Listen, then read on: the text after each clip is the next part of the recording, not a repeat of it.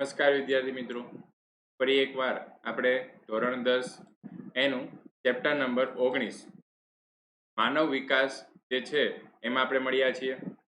આજે આપણે વાત કરવાની છે કે માનવ વિકાસ એટલે શું. ભારત જે છે એ ભારતમાં માનવ વિકાસ જે છે એ કેટલી હદે થયેલો છે અથવા તો એની પરિસ્થિતિ શું છે એના વિશે ચર્ચા કરવાની છે. અહીંયા આપણે એ પણ તફાવત જોવાનો છે કે કોઈ પણ દેશનો આર્થિક વિકાસ અને માનવ વિકાસ એ બંને એકબીજા સાથે સંબંધ તો ધરાવે જ છે, પણ એકબીજાથી એનો તફાવત પણ રહેલો છે. એટલે કે માનવ વિકાસ અને આર્થિક વિકાસ એક જ એવું આપણે કહેવાનું નથી, કારણ કે આપણે આર્થિક વિકાસમાં જોઈ ગયા કે જેમ જેમ આર્થિક વિકાસ થશે તેમ તેમ આર્થિક વૃદ્ધિ પણ થશે અને એમ માનવ વિકાસ પણ થશે. પણ આજે આપણે થોડો ઘણો તફાવત પણ બંને વચ્ચે જોવાનો છે. તો અહીંયા આપણને ખબર જ છે કે શરૂઆતથી માનવ જે છે એ આદિમાનવ તરીકે અથવા તો આદિવાસી જીવન જીવતો હતો. ત્યારબાદ સમય જેમ જેમ પસાર થતો ગયો તેમ સમાજ વ્યવસ્થા એટલે કે સમાજમાં માનવ રહેવા લાગ્યો અને અર્થવ્યવસ્થા પણ આપણે એમ કહી શકીએ કે એ પણ માનવ જે છે એ કરવા લાગ્યો અથવા તો આર્થિક જીવન પણ જીવવા લાગ્યો અને સામાજિક જીવન પણ જીવવા લાગ્યો. સાથે પણ રહેવા લાગ્યો અને વેપાર પણ કરવા લાગ્યો. હવે વેપાર કરશે તો શું થશે, તો કે ઉત્પાદન અને વપરાશનું ધ્યાન રાખવા લાગ્યો. પછી આવક જાવક નફાખોટ વગેરેનો હિસાબ પણ શરૂ કરવા લાગ્યો. તો આપણે અહીંયા વાત કરીએ છીએ કે છેલ્લા 60 થી 70 વર્ષમાં જે માનવ જે છે અથવા તો આપણે દરેક દેશના લોકો જે છે એના વિશે વાત કરીએ તો સામાન્ય રીતે ખોરાક કરતાં વધારે પણ ભૌતિક સુખાકારી અને માનવ વિકાસ માટેનું શાસ્ત્ર જે છે એ બનવા માંડ્યું છે. એટલે કે ખાલી આપણે ખોરાક ઉપર નભતો માણસ જે છે એ હવે પોતે ખોરાકની સાથે સાથે બીજી કેટલીક ભૌતિક સુવિધાઓ જે છે એ પણ ભોગવવા લાગ્યો છે. તો વિશ્વના અનેક દેશના લોકોના જીવનમાં આપણે જોઈએ તો ગુણવત્તામાં એના જીવન ધોરણના ગુણવત્તા જે છે એમાં આપણને તફાવત જોવા મળે છે. ખાલી આપણે વિશ્વની વાત નથી કરતા, હું તમને ખાલી ભારતનું જ ઉદાહરણ આપું કે એક જ દેશ છે એના બે અલગ અલગ રાજ્ય છે. આપણે ભારતમાં ગુજરાતની વાત કરીએ, સાથે સાથે આપણે અસમની વાત કરીએ અથવા તો તમિલનાડુની વાત કરીએ તો બંનેના પહેરવેશ પણ અલગ અલગ છે. પછી બંનેનો ખોરાક પણ અલગ અલગ છે. તો અહીંયા આપણે એમ કહી શકીએ કે એક જ દેશમાં રહેલા બે રાજ્યમાં પણ બંને જે લોકો જે છે ત્યાંના લોકો અને આપણા લોકો જે છે એ બંનેની રહેણી કહેણી અલગ હોય છે. તો એમાં પણ આપણને શું જોવા મળે છે, તફાવત જોવા મળે છે. તો જીવનની ગુણવત્તા સુધારવા આપણે અન્ન વસ્ત્ર અને આવાસ જેવી મૂળભૂત જરૂરિયાતો સંતોષવી જરૂરી છે. એટલે કે આટલી તો જરૂરિયાત આપણને અગાઉ પણ ખબર જ છે કે આટલી જરૂરિયાત માટે તો સરકાર પણ કેટલા બધા પ્રયત્ન કરે છે. પણ ત્યારબાદની જો વાત કરીએ આપણે તો બીજી જે વ્યવસ્થા છે શિક્ષણ વ્યવસ્થા, સ્વાસ્થ્ય, મનોરંજન વગેરે જેવી જરૂરિયાત પણ ઊભી થાય છે. એટલે હાલનો માનવી જે છે એ ખાલી અન્ન વસ્ત્ર કે ખોરાક ઉપર અન્ન વસ્ત્ર કે બીજી કોઈ રહેઠાણ એના ઉપર નભતો નથી, સાથે સાથે બીજી કેટલીક વ્યવસ્થા પણ તે ભોગવે છે. તો આ પ્રકરણમાં આપણે એ જ જોવાનું છે માનવ વિકાસ એટલે શું અને ભારતની સ્થિતિ આ માનવ વિકાસમાં કેવી રહેલી છે. તો માનવ વિકાસનો પહેલા તો અર્થ જોઈએ. માનવ વિકાસ એટલે ખરેખર થાય છે શું? તો આ શબ્દનો ઉપયોગ જે છે એ ઘણા બધા રાજકીય નેતાઓ બહુ કરતા હોય કે માનવ વિકાસ જે છે એ અમારા દેશમાં અથવા તો અમારા પ્રદેશમાં આટલો બધો વધેલો છે, અહીંના લોકો જે છે આટલું સુખાકારી જીવન જીવે છે, બધાય ગામમાં બગીચા છે, બધાય ગામમાં આટલી વસ્તુ આપણે કરી દીધી છે. તો એવું તમને રાજકીય નેતાઓ દ્વારા વધારે વખત સાંભળવા મળતું હોય. પછી પ્રસાર માધ્યમો દ્વારા વધારે સાંભળવામાં મળતું હોય. વિવિધ સંસ્થાઓ છે કે જે કંઈક આના માટે કાર્ય કરે છે તો એ વધારે પડતો આનો ઉલ્લેખ કરતા અને સરકારો વગેરે આ જે શબ્દ છે માનવ વિકાસ એનો વધારે ઉપયોગ કરતા હોય. માનવ વિકાસ શબ્દ સમૂહ માનવ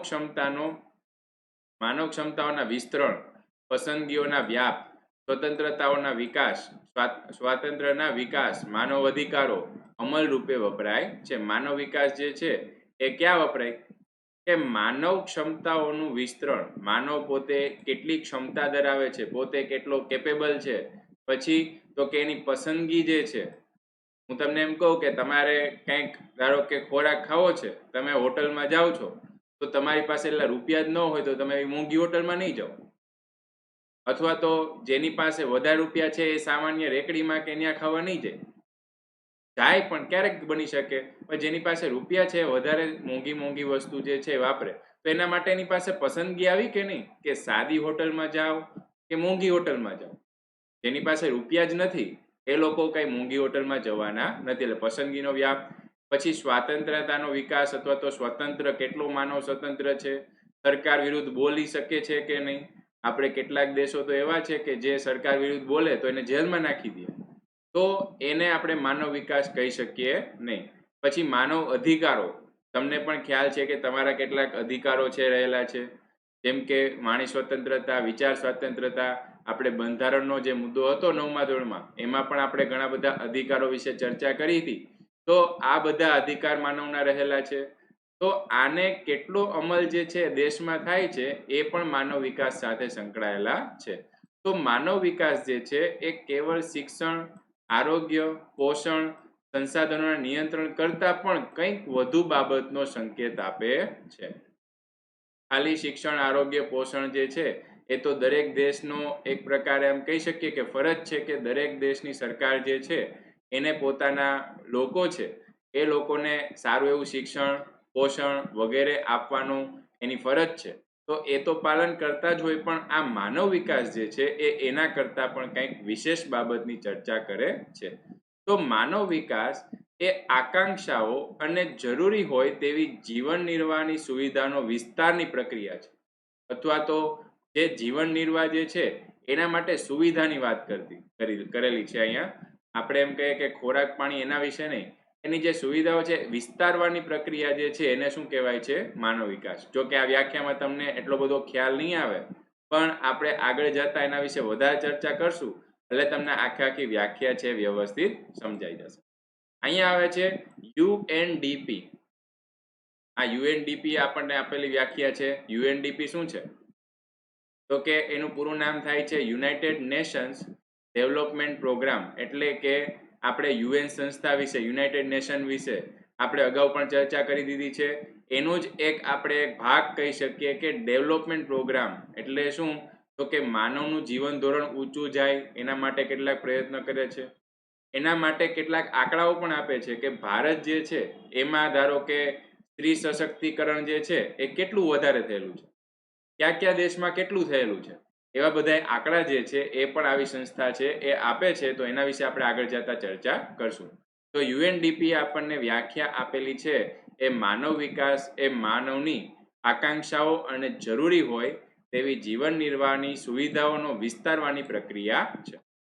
અહીંયા જોવા જઈએ તો માનવ વિકાસ એ વિકાસની દિશામાં માનવનો કેન્દ્રીય અભિગમ છે. માનવ વિકાસનો ઉદ્દેશ્ય દરેક માટેની જીવનની એક સરખી પરિસ્થિતિ ઊભી કરવાનો છે. એટલે કે માનવ વિકાસ એટલે કે દરેક લોકો છે, આપણે અગાઉ પણ ચર્ચા કરી કે એને સામાન્ય જરૂરિયાત તો મળી જ રહેવી જોઈએ, જેમ કે ખોરાક છે, શિક્ષણ છે, એવી સામાન્ય જરૂરિયાત તો મળી દેવી જોઈએ. પણ એના કરતાં પણ વધારે જો થોડા ઘણા એને સહાય કરવામાં આવે અથવા તો એના કરતાં પણ જો વધારે સુખાકારી જીવન જીવે તો એવું બધા લોકોનું જીવન સુખાકારી થાય તો આપણે એમ કહી શકીએ કે ત્યાં માનવ વિકાસ થયેલો છે. જેનાથી લોકોની તેમની પ્રતિભા અનુસાર સાર્થક, સર્જનાત્મક જીવન જીવી શકે. શરૂઆતમાં માત્ર જેનાથી સર્જનાત્મક જીવન છે એ જીવી શકે છે. શરૂઆતમાં માત્ર આર્થિક વિકાસને જ માનવ વિકાસ માનવામાં આવતો હતો. અહીંયા આપણે અગાઉ પણ ચર્ચા કરી કે આર્થિક વિકાસ જે છે એ થાય. આપણે આર્થિક વિકાસ વાળા ચેપ્ટરમાં શું જોયું હતું કે જે દેશ છે એ આર્થિક વિકાસની બાબતમાં બહુ બધો આગળ વધી જાય તો તે વિકાસશીલ દેશની જગ્યાએ વિકસિત દેશ થઈ જાય. પછી વિકસિત દેશ થઈ જશે તો શું કરશે? તે આર્થિક વૃદ્ધિમાં વધારો કરશે. એટલે કે લોકોની સુખાકારી જીવનમાં કંઈક ને કંઈક વધારો કરશે. તો એને લીધે શું થશે? તો કે માનવ વિકાસ થશે. પણ અહીંયા આપણે જોવા જઈએ તો જે દેશની માથાદીઠ આવક વધુ છે તે દેશનો માનવ વિકાસ વધારે, એ જ માપદંડ ગણાતો હતો. ક્યારે? તો કે શરૂઆતમાં. જેના લીધે દરેક દેશને તેની કુલ રાષ્ટ્રીય પેદાશ એટલે કે ગ્રોસ નેશનલ પ્રોડક્ટ, આપણે અહીંયા જે જીએનપી, જીડીપી આવા શબ્દ ક્યારેક ને ક્યારેક સાંભળતા હોય તો કુલ રાષ્ટ્રીય પેદાશ એટલે કે ભારત દેશ અથવા તો કોઈ પણ દેશ છે એનો વાર્ષિક જે આવક થાય છે, વાર્ષિક જે એ કમાય છે તો એને જ કુલ રાષ્ટ્રીય પેદાશ કહેવાય છે. તો આ જે ગ્રોસ નેશનલ પ્રોડક્ટ છે એના ઉપર ધ્યાન કેન્દ્રિત કર્યું. દરેક દેશે પોતાની આવક વધારવાનો પ્રયત્ન કર્યો. દરેક દેશ એવું માનતું હતું કે આપણે આવક વધારશું તો આપણા દેશના નાગરિકો જે છે એનો માનવ વિકાસ જે છે એ ઓટોમેટિક થઈ જશે. આર્થિક વિકાસ થવા છતાં પણ લોકોના જીવન ધોરણમાં કોઈ ખાસ પરિવર્તન આવ્યું નહીં. તો જે દેશમાં આવી રીતના આર્થિક વિકાસ હોય તો પણ લોકોના જીવનમાં આપણે એમ કહી શકીએ કે કોઈ ખાસ પરિવર્તન ન આવ્યું, જેટલું તે સુખાકારી જીવન જીવવો જોઈએ એવી રીતના એ ન જીવી શકતા હોય તો આપણે એમ કહી શકીએ કે અહીંયા માનવ જીવન અથવા તો માનવ વિકાસ જે છે એ માનવ વિકાસ થયેલો છે નહીં. તો અહીંયા આપણે માનવ વિકાસ એટલે કઈ કઈ વસ્તુ જે છે એના વિશે આપણે ચર્ચા કરવાની છે. અને માનવ વિકાસના આ 4 આવશ્યક સ્તંભો છે. જો કે એના વિશે આપણે થોડુંક ડિટેલમાં ભણશું. સમાનતા, સ્થિરતા, ઉત્પાદકતા અને સશક્તિકરણ. આ 4 જે છે એના મુખ્ય સ્તંભો છે. ખાસ યાદ રાખવાનું છે સમાનતા, સ્થિરતા, ઉત્પાદકતા અને સશક્તિકરણ. આના વિશે આપણે ડિટેલમાં ચર્ચા કરશું. તો હવે આપણે જોઈએ કે માનવ વિકાસ એટલે શું. ક્યારના આપણે બોલીએ તો છીએ કે ભાઈ આર્થિક વિકાસ છે એ માનવ વિકાસ નથી. તો માનવ વિકાસ એટલે ખરેખર થાય છે શું, તો એના વિશે આપણને અમુક મુદ્દા આપ્યા છે. એ માનવ વિકાસમાં સમાવેશ થાય છે. માનવીને પોતાની રસ, રુચિ, આવડત, બુદ્ધિ ક્ષમતા અનુસાર સફળ અને સર્જનાત્મક જીવન જીવવામાં સહાયક બને. ઘણી વખત તમે જોતા હોય કે ગરીબ વ્યક્તિ જે છે, ગરીબ વ્યક્તિ અથવા તો ગરીબ છોકરો જે છે એની પાસે બુદ્ધિમત્તા તો બહુ બધી છે, તેની પાસે વૈજ્ઞાનિક મગજ છે એમ પણ આપણે કહી શકીએ. પણ જો એ વ્યક્તિને થોડી ઘણી સહાય ન મળે, થોડી ઘણી સર્જનાત્મક વસ્તુ કરવા માટે પણ કાચો માલ જોઈએ કે નહીં, પણ એ સર્જનાત્મક વસ્તુ કોઈ બનાવવા માટે એની પાસે કાચો માલ ન હોય તો આપણે એમ કહી શકીએ કે તે તેનું જીવન છે એ યોગ્ય ઊંચાઈ પર લઈ જઈ શકતો નથી. આપણી પાસે તો કેટલા એવા ઉદાહરણ છે ભારતમાં જ કે કેટલા ગરીબ છોકરાઓ જે છે એ આગળ જઈને ખૂબ જ વધારે કમાણી અથવા તો ખૂબ જ વધારે નામના મેળવેલી છે. પછી તો કે માનવ ક્ષમતાનું નિર્માણ થાય, તેની ક્ષમતા છે એનું નિર્માણ થાય, સમાનતા પ્રાપ્ત થાય અને વિવિધ ક્ષેત્રોમાં પસંદગીનો વ્યાપ વધે. એટલે એની ક્ષમતા જે છે, ક્ષમતા તો તેની પ્રતિભા ક્યાંક બતાવી શકે અને પોતે આગળ વધી શકે એવા પણ પ્રયત્ન થાય. માનવ જે છે એ તંદુરસ્ત રહે, આરોગ્યમય, સ્વાસ્થ્ય અને દીર્ઘાયુ જીવન જીવે એ પણ માનવ વિકાસમાં એનો સમાવેશ થયેલો છે. પછી તો કે માહિતી અને શિક્ષણ દ્વારા જ્ઞાન પ્રાપ્ત કરી શકે. પછી આર્થિક ઉપાર્જનની તકો જે છે એ પણ પ્રાપ્ત થાય. દરેક લોકોને આર્થિક જે વિકાસ કરવો છે એની એને તક મળવી જ જોઈએ. તો એને લીધે ક્યારેક એવું પણ બની શકે કે ગરીબ વ્યક્તિ જે છે એ પણ અમીર જે લોકો એના કરતાં પણ સારું કમાણી કરી શકે. ઊંચા જીવન ધોરણ માટે કુદરતી સંસાધનો સમાન રીતે ઉપલબ્ધ થાય. તો કે એના માટે તો સરકાર પણ પ્રયત્ન કરે જ છે કે કુદરતી સંસાધનો વાળી જગ્યા જે છે ત્યાં કોઈ ગરીબ કે તવંગર કે કાંઈ કોઈ જોવાનું આવતું નથી. બધા લોકો જે છે સમાન રીતે હરીફરી શકે છે. ગુણવત્તાસભર જીવનશૈલી પણ પ્રાપ્ત થાય, ગંદકીનો યોગ્ય નિકાલ થાય અને સ્વાસ્થ્ય સંબંધી પરિસ્થિતિ સુધરે. જો કે આમાં આપણે જોઈએ કે ભારતમાં હજી પણ ગંદકી જે છે એ ગંદકીનો પ્રશ્ન બહુ મોટા પાયે રહેલો છે. પછી સ્વાસ્થ્ય સંબંધી પ્રશ્ન પણ ખૂબ જ મોટા પાયે ભારતમાં રહેલો છે. પછી વ્યક્તિગત અને સામાજિક સુરક્ષા પ્રાપ્ત થાય, માનવ અધિકારોનો ઉપયોગ કરે. તો આ બધાનો કેમાં સમાવેશ થાય છે, તો કે માનવ વિકાસમાં સમાવેશ થાય છે. તેવી તમામ તકોનું સર્જન, વિસ્તરણ સાથે માનવ વિકાસને સંબંધ છે. આ બધી જે ચર્ચા કરી, આ બધી ચર્ચામાં આપણે એટલી જ યાદ રાખવાનું છે કે બધા લોકો જે છે એ બધા લોકોને આની તક જે છે એ મળતી રહે. તો એને જ શું કહેશું, આપણે માનવ વિકાસ કહેશું. આમ માત્ર આર્થિક બાબત જ નહીં પણ માનવ જીવન સુખ, શાંતિ, આર્થિક, સામાજિક અને રાજકીય તથા સાંસ્કૃતિક પાસાઓનો સમાવેશ થાય છે. હવે તમને થોડો ઘણો ખ્યાલ આવવા લાગ્યો હશે કે વિકાસ, આપણે જે આર્થિક વિકાસ જે કીધું એ આર્થિક વિકાસ અને માનવ વિકાસ વચ્ચે ઘણો બધો તફાવત છે. તો આર્થિક વિકાસમાં તો ખાલી માણસની આપણે આર્થિક વિકાસ એટલે બને એમ એને વધારે રૂપિયા મળે એની જ આપણે ચર્ચા કરતા હતા. ત્યારે માનવ વિકાસમાં આપણે કેની ચર્ચા કરવાની છે, આર્થિક વિકાસ તો ખરી જ, સાથે સાથે સુખ શાંતિમય જીવન, પછી સામાજિક રીતે સુખાકારી જીવન, રાજકીય અને સાંસ્કૃતિક પાસા જે છે એનો પણ સમાવેશ થયેલો છે. તો વિકાસશીલ દેશોમાં નવીન સુધારા પ્રત્યે ઉદાસીનતા કે શું, નીચી આકાંક્ષા, નિરક્ષરતા, સાહસવૃત્તિનો અભાવ, વહેમ, અંધશ્રદ્ધા, જૂનવાણી માનસ, જૂની પુરાણી રૂઢિઓ, રીતિ રિવાજો, ભૌતિક અને કુદરતી સંસાધનોના અપૂરતા ઉપયોગ વગેરેને લીધે આર્થિક વિકાસ અને અંતે સામાજિક વિકાસ સાધી શકાયો નથી.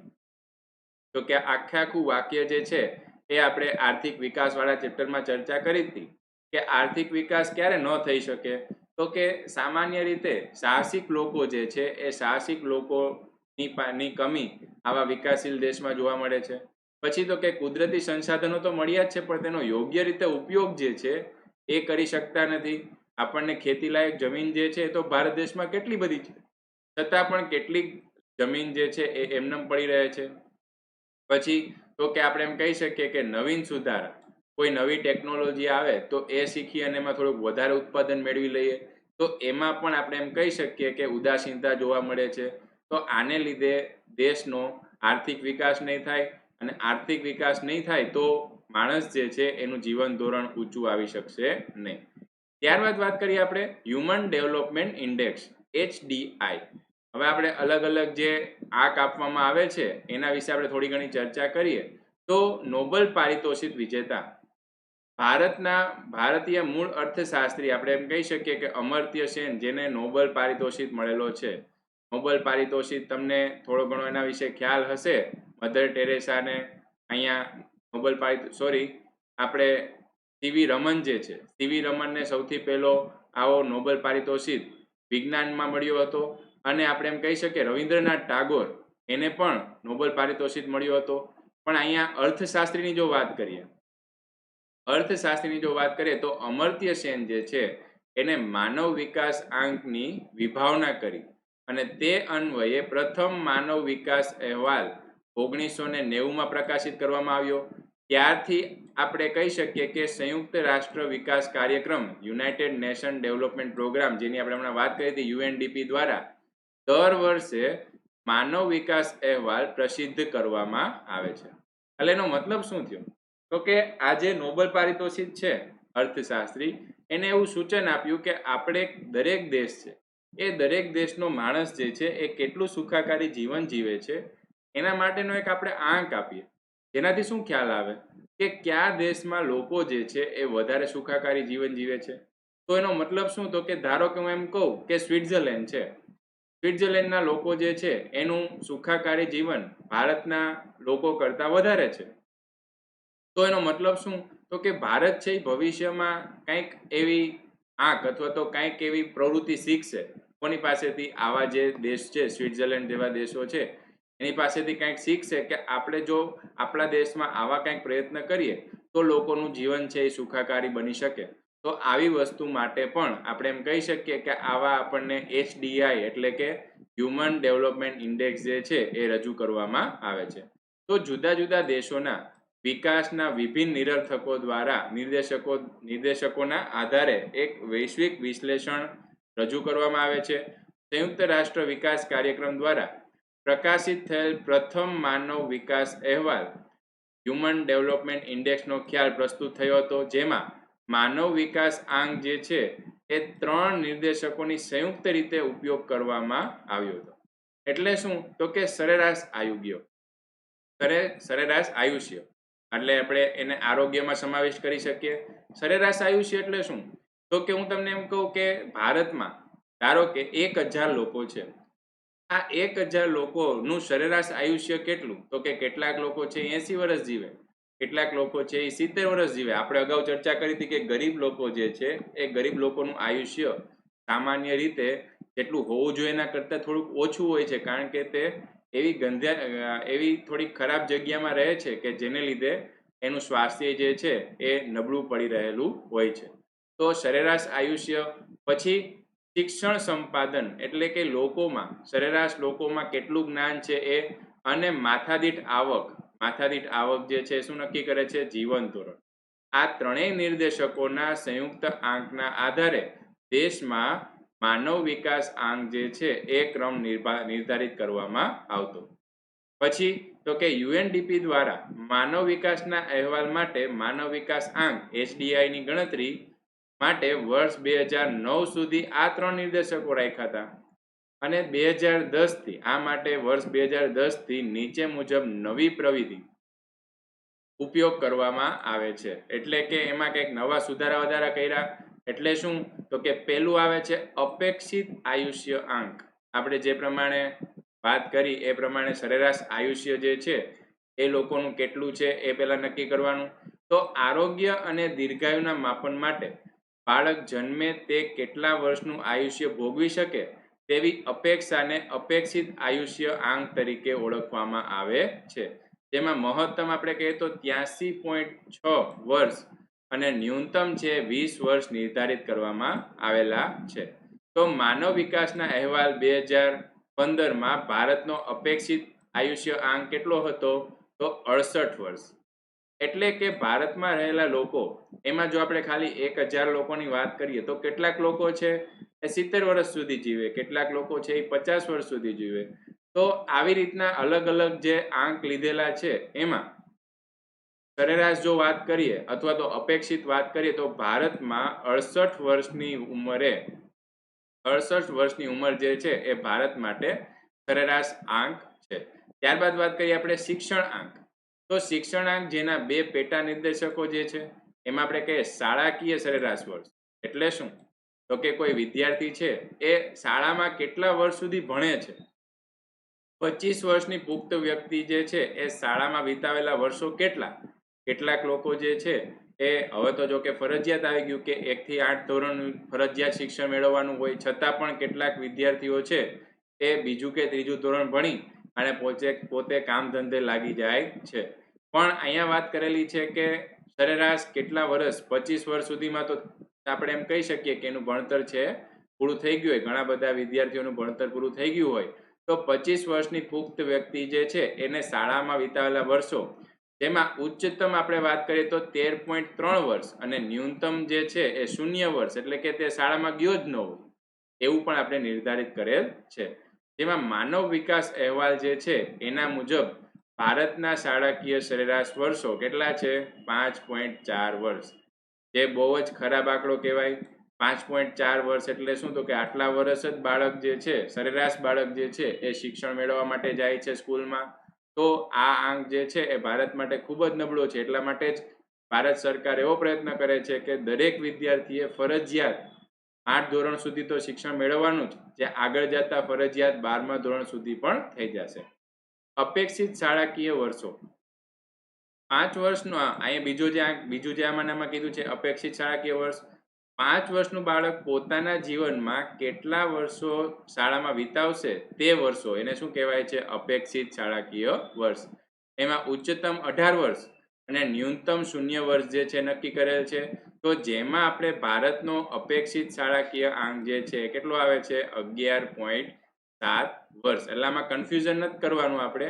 પહેલા આપણે એવું કીધું કે 5.4 વર્ષ સુધી બાળક જે છે એ શાળામાં રહે અને બીજું આપણે એમ કીધું કે 5 વર્ષથી સરેરાશ 11.7 વર્ષ સુધી બાળક જે છે શાળામાં રહે. એટલે એકબીજાથી નજીક જ છે થોડા ઘણા આંક, એ રીતે આપણે યાદ રાખવાનું છે. ત્યારબાદ આવે છે આવક આંક. તો અહીંયા આવકની જો વાત કરીએ, આપણે જે મુખ્ય 3 આંક જે છે અગાઉ આપણે ચર્ચા કરી કે યુનાઇટેડ નેશન ડેવલપમેન્ટ પ્રોગ્રામ જે છે એને આપણને 3 મુખ્ય આંક કીધેલા છે. એમાં આપણે પહેલા અપેક્ષિત આયુષ્ય આંક જોયું, પછી આપણે શિક્ષણનો આંક જોયો અને ત્રીજો આવે છે આવકનો આંક.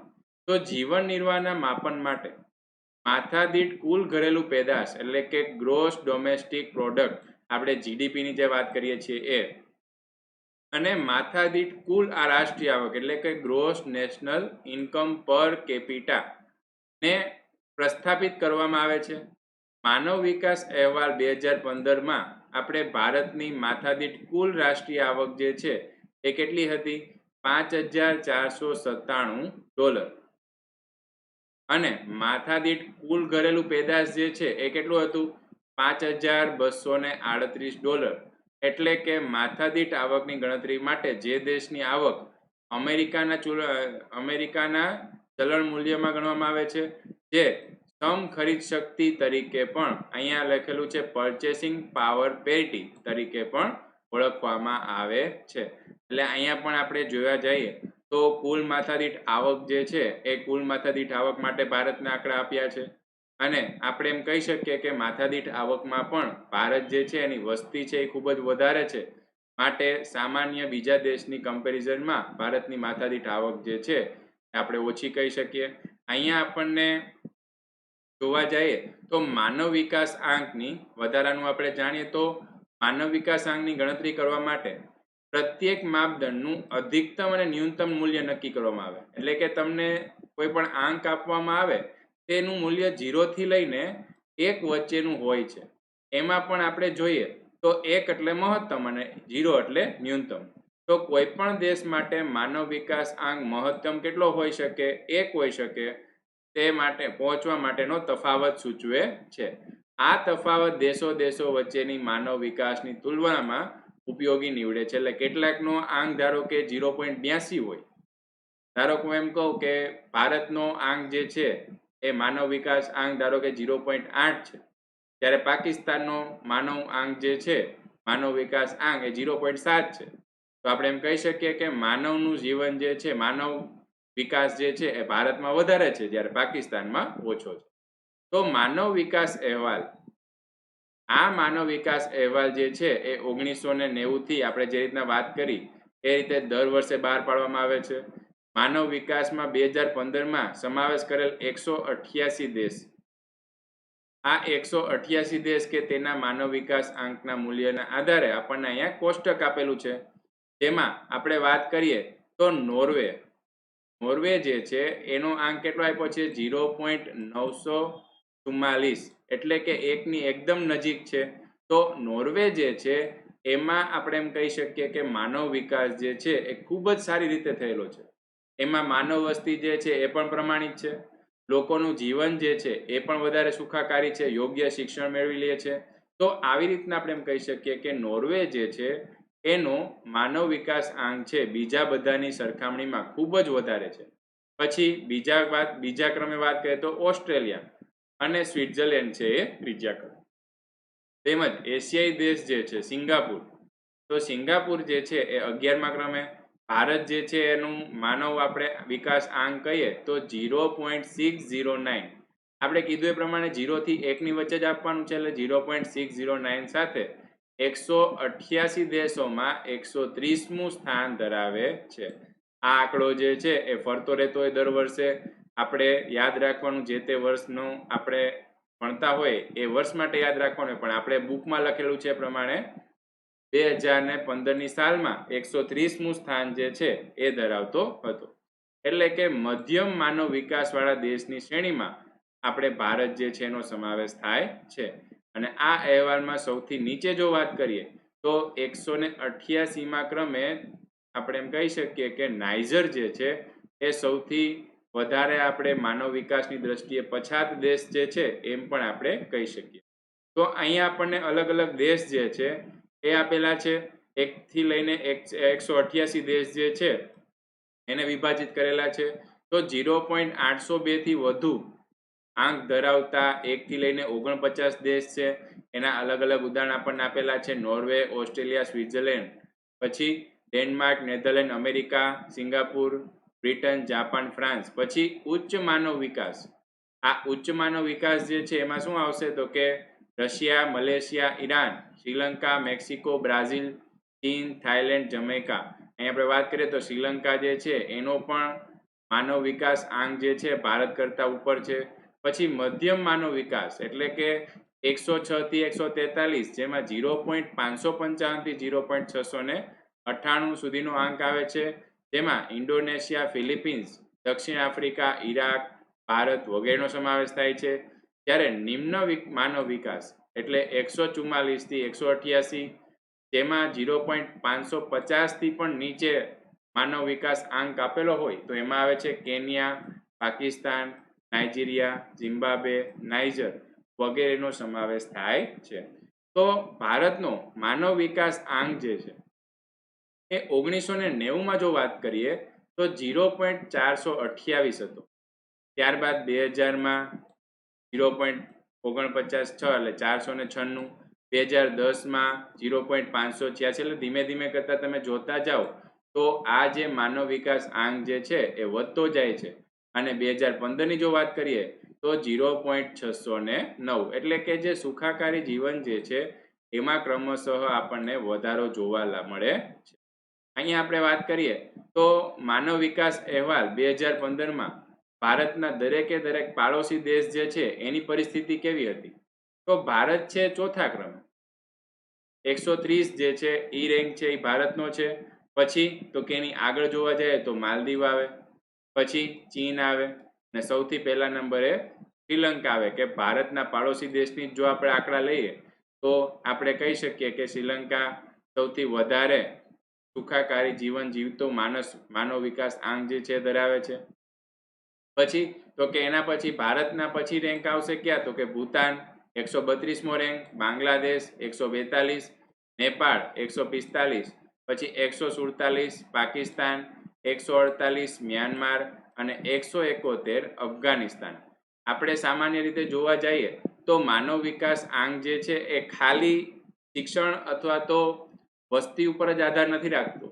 કેટલીક જગ્યાએ આપણે એમ કહી શકીએ કે અફઘાનિસ્તાન છે તો ત્યાં આતંકવાદી પ્રવૃત્તિ જે છે વધારે પડતી થાય છે. પછી પાકિસ્તાન છે ત્યાં પણ આ પ્રવૃત્તિ આપણને વધારે જોવા મળે છે. તો એને લીધે પણ માનવ વિકાસ જે છે એ દેશમાં થઈ શકતો ન હોય. પછી મ્યાનમાર છે એ સામાન્ય રીતે બધા દેશ કરતાં અલગ છે, પણ ત્યાંના લોકો પાસેનું એટલું જે આર્થિક આવક અથવા તો આર્થિક જે સુખાકારી હોવી જોઈએ એ નથી, માટે એનો રેન્ક જે છે એ નીચો છે. તો ભારતના પાડોશી દેશોનું સ્થાન આપણે એના વિશે ચર્ચા કરી. અને ભારતના પાડોશી દેશોમાં આપણે જો વાત કરીએ તો શ્રીલંકા, ચીન, માલદીવની સ્થિતિ જે છે એ ભારતથી પણ ઘણી સારી છે. અહીંયા આપણે આંકડો જે જોયો એ પ્રમાણે આપણે કહી શકીએ. પછી અહીંયા વાત કરીએ કે માનવ વિકાસ આંકમાં ઉતરતા ક્રમે જોવા જઈએ તો ભૂતાન, બાંગ્લાદેશ, નેપાળ, પાકિસ્તાન, મ્યાનમાર અને અફઘાનિસ્તાન દેશો જે છે એની ભારત કરતાં નીચે પરિસ્થિતિ છે. તો જો આ આપણને જે આખું કોષ્ટક આપ્યું છે એ કોષ્ટકમાં તમને અલગ અલગ જગ્યાએ અલગ અલગ આંકડા આપ્યા છે. આપણે કીધું ને કે જન્મ સમય અપેક્ષિત આયુષ્ય કેટલું, તો જે નોર્વેમાં છે એ કેટલું છે? 81.6 વર્ષ. પછી અપેક્ષિત શાળાકીય વર્ષો જે ભારતમાં આપણે કેટલા હતા? 5 સમથિંગ વર્ષો હતા કે નહીં? એ જ્યારે નોર્વેમાં કેટલા છે? 17.5 વર્ષ. પછી શાળાકીય સરેરાશ વર્ષો અહીંયા જો કે ભારતમાં 11.5 જેટલા હતા, જે અહીંયા આપણે એમ કહી શકીએ કે નોર્વેમાં 17.5, સરેરાશ શાળાકીય વર્ષો 12.6 અને કુલ માથાદીઠ આવક જે છે એ આપણે કેટલી આપી છે અહીંયા? 64,992 ડોલરમાં આપેલું છે. તો એ રીતે યાદ રાખવાનું. જ્યારે આપણે ભારતની વાત કરીએ, આપણે ખાલી બેની સરખામણી યાદ રાખશું. ભારતની વાત કરીએ તો અહીંયા આપણે એમ કહી શકીએ કે અપેક્ષિત આયુ કેટલું હતું? 68 વર્ષ. પછી તો કે અપેક્ષિત શાળાકીય વર્ષો કેટલા હતા? 11.7. અપેક્ષિત સરેરાશ શાળાકીય વર્ષો કેટલા હતા? 5.4. અને રાષ્ટ્રીય આવક અથવા તો માથાદીઠ આવક જે છે, રાષ્ટ્રીય આવક નહીં, માથાદીઠ આવક જે છે કેટલી છે? 5,497. તો આ રીતે આપણે ભારત અને વિશ્વના 5 દેશ જે છે એની કમ્પેરિઝનમાં ભારતનો આંક જે છે એના વિશે ચર્ચા કરી. હાલ આપણે આ લેક્ચરમાં આટલું રાખીએ છીએ. નેક્સ્ટ લેક્ચરમાં આપણે માનવ વિકાસ સામેના પડકારો જે છે એના વિશેની ચર્ચા કરશું. આભાર.